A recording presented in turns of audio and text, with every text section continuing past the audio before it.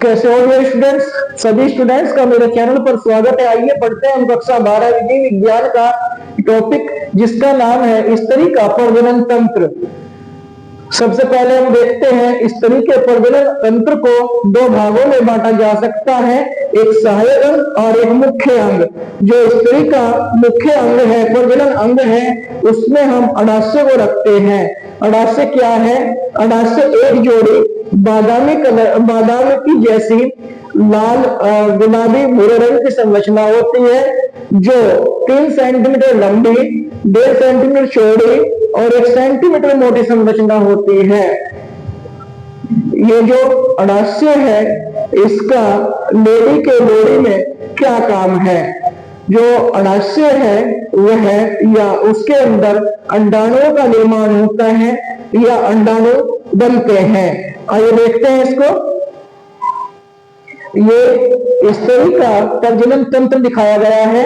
सबसे ऊपरी संरचना है, यहाँ भी बहुत अधिक मांसल होता है। यहाँ पर बहुत ज्यादा संयोजी टिश्यू होते हैं, एडिपोज टिश्यू होते हैं, जिसके कारण ये भाग मांसल हो जाता है, गद्देदार हो जाता है। इस पर कुछ छोटे छोटे से हेयर आ जाते हैं, ये संरचना हेयरी हो जाती है। इसके बाद देखते हैं यहाँ पर ये क्लाइटोरिस। क्लाइटोरिस क्या है? क्लाइटोरिस एक मटर के दाने जैसी संरचना होती है।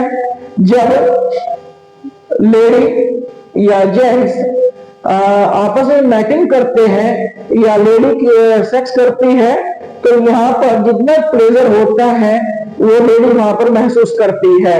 इसके बाद एक संरचना और दिखाई दे रही, जो बिंदु में संरचना है। ये मूत्र मार्ग है, जिसका कार्य मूत्र को पास आउट करना है।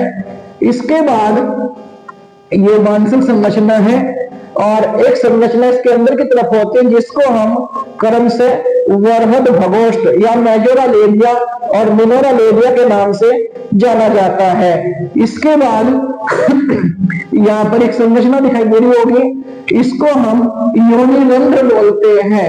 इसके बाद योनि रंध्र पर एक बहुत महीन झिल्ली का आवरण होता है, जिसको हम हाइमन या योनिच्छद या योनि आवरण के नाम से जानते हैं। जब लेडी पहली बार सेक्स करती है, ये जो योनिच्छद है या हाइमन है, ये ब्रेक हो जाता है। पर ये नहीं कि जो है ये हर बार ब्रेक डाउन होगा। ये योनि रंध्र है। ये योनि रंध्र जो है, ये वह स्थान है जहां पर सेक्स के दौरान जेंट्स का पेनिस एंट्री करता है। अब आगे तरफ देखते हैं, इसको घेरे हुए एक बहुत बारीक महीन झिल्ली होती है, जिसको हम हाइमन के नाम से जानते हैं। कभी कभी ये हाइमन जो है सेक्स के दौरान भी टूट जाती है, और कभी कभी ऐसा नहीं भी होता। ये कोई जरूरी नहीं है कि सेक्स के दौरान ही टूटती है या ब्रेक डाउन होती है।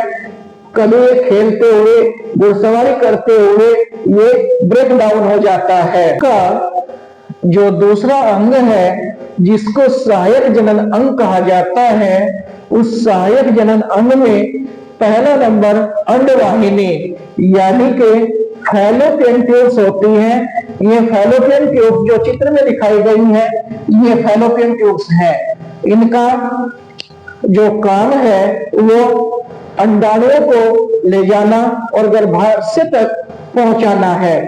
यानी कि जो अंडाशय से अंडाणु बनते हैं, वे फैलोपियन ट्यूब या जनन वाहिनी से होते हुए गर्भाशय तक पहुंचते हैं।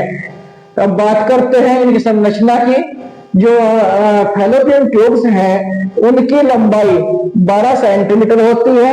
ये एक पेशियन नलिकाकार संरचना होती है। इनका एक सिरा गर्भाशय के निकट संपर्क में खुलता है, जबकि दूसरा सिरा इनका गर्भाशय के अंदर खुलता है।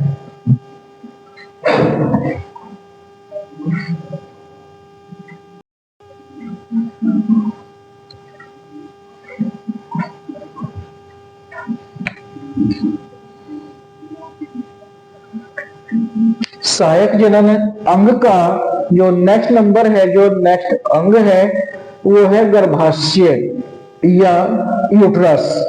गर्भाशय जो है, जैसे कि आपको दिखाई दिया रहा होगा, ये वाला जो भाग है, ये वाला,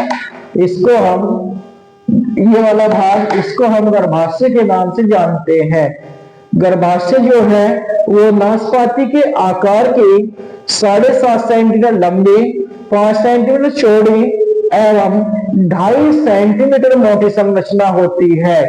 यह विकासशील भ्रूण को या वृद्धि करते हुए भ्रूण को सहारा और पोषण देने के लिए इस तरह के जनन अंग का एक विशिष्ट अंग होता है।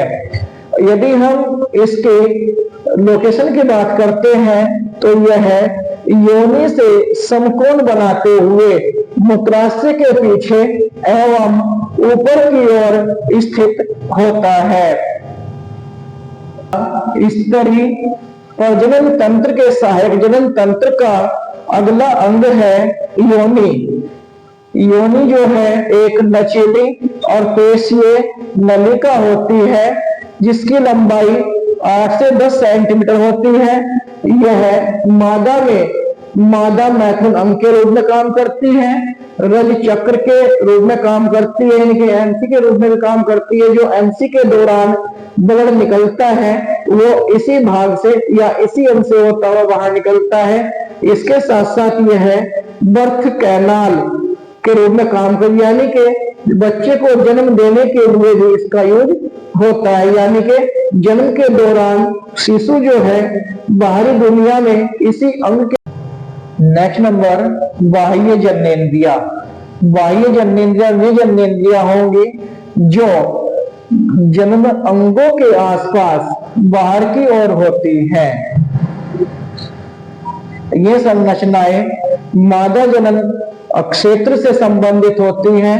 इसके अन्य भाग में भगसेप या क्लाइटोरिस, ये वाला पार्ट जिसको भगसेप या क्लाइटोरिस और मॉन्स प्यूबिस इसके अंतर्गत आते हैं। और जो निचला भाग होता है, निचले भाग में मूलाधार, ये वाला भाग जो योनि से लेकर गुदा तक एक उभरी हुई लाइन के रूप में होता है, इसको हम मूलाधार के नाम से जानते हैं।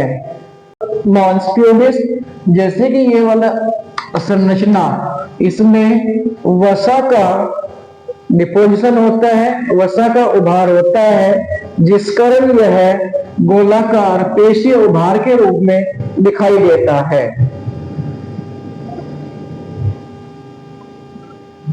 वसा का जमाव अधिक होता है और यहाँ पर जघनगाम या हेयर्स पाए जाते हैं। नेक्स्ट नंबर मूलाधार, ये वाली संरचना, यह है गुदा और परग्राण के बीच होता है। परग्राण वो संरचना है जो योनि का अंतिम भाग या योनि की जो संरचना है, यानी कि जो